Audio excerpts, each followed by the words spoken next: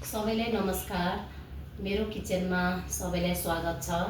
आज म नयाँ रेसिपी बनाउँदैछु।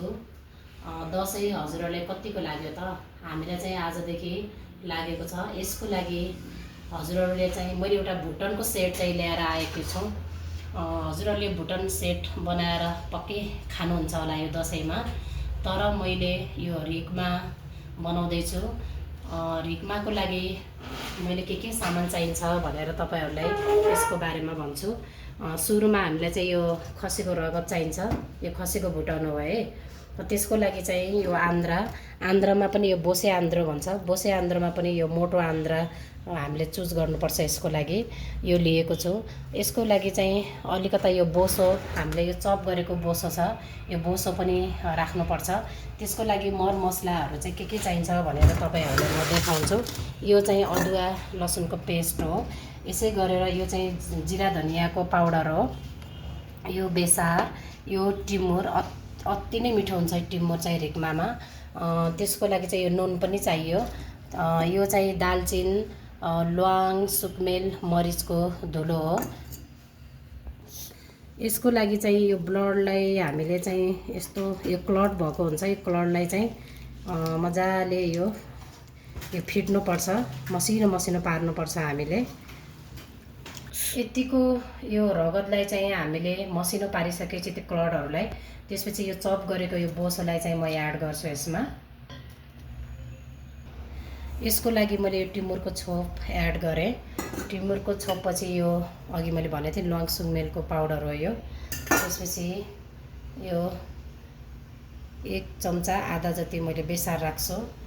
यसको लागि मैले यो सानो चम्चाको 3 चम्चा जिरा धनियाको पाउडर राख्छु।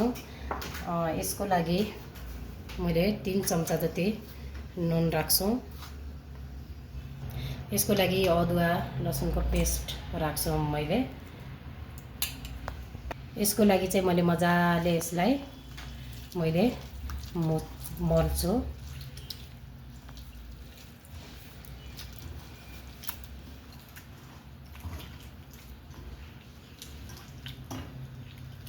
यसको लागि चाहिँ मैले यो रातो खुर्सानीको पेस्ट पनि एड गर्दैछु।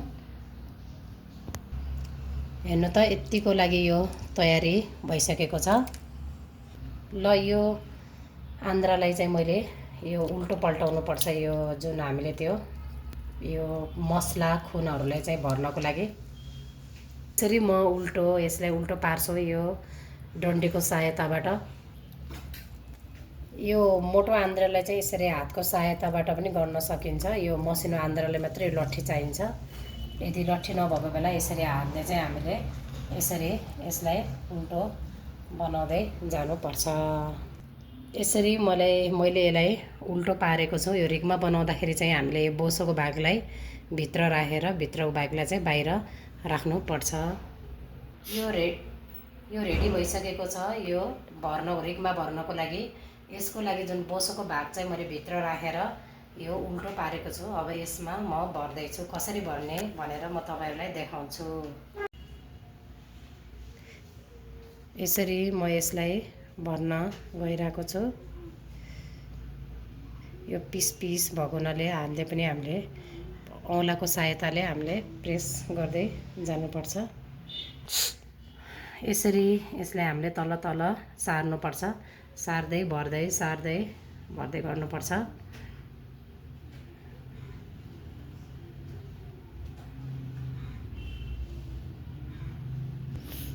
यसरी यो धागोलाई चाहिँ हामीले बान्नुपर्छ। यो लिक हुन्छ, फुट्ने।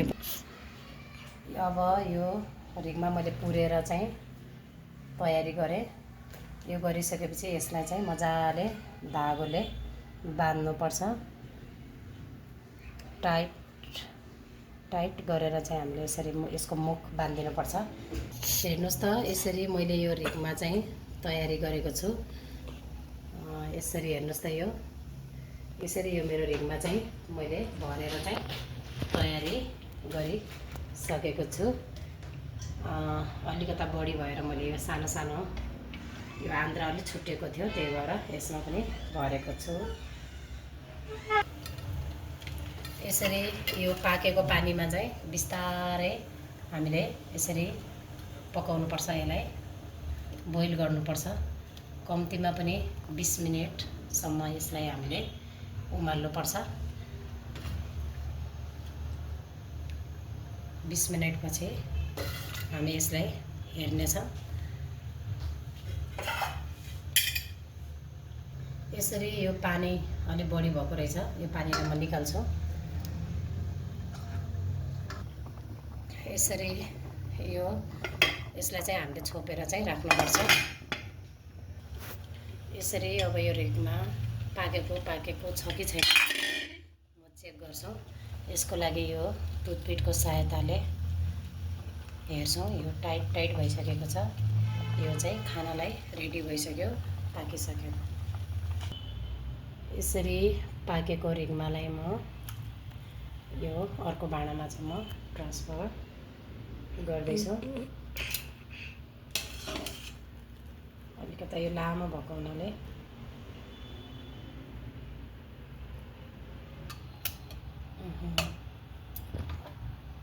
ल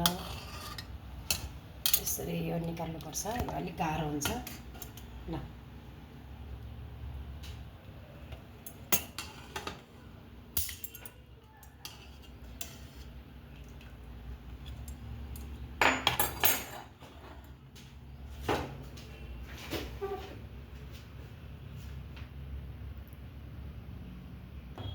यसरी यो हाम्रो रिङमा यो पाकिसकेको छ।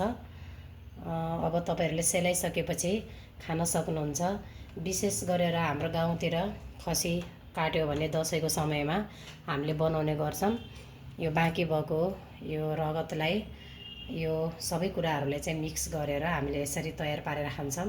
यो रिगमा चाहिँ हामीले 10 देखि 12 दिनसम्म पनि पछि खाँदा पनि फरक पर्दैन, बिग्रिदैन, केही पनि हुँदैन। सानो पिस बनाएर खान सक्छौं हामी। यो जुन बानेको डोरी अघिको मुखको साइडतिर हो, यसलाई चाहिँ मैले फाल्दिन्छु। अनि यसरी हामीले यसलाई पिस बनाएर खान सक्छौं। यसरी चाहिँ हामीले खान सक्छौं। यस्तो पिस काटेर चाहिँ हामीले खान चाहिँ सक्छौं। आजको लागि चाहिँ मेरो रेसिपी यति नै हो। अर्को नयाँ भिडियो जानकारीको मूलक भिडियो ल्याएर तपाईको सामु म फेरि उपस्थित हुने छु। तपाईहरुले पनि यसरी बनाएर खानु होला है त।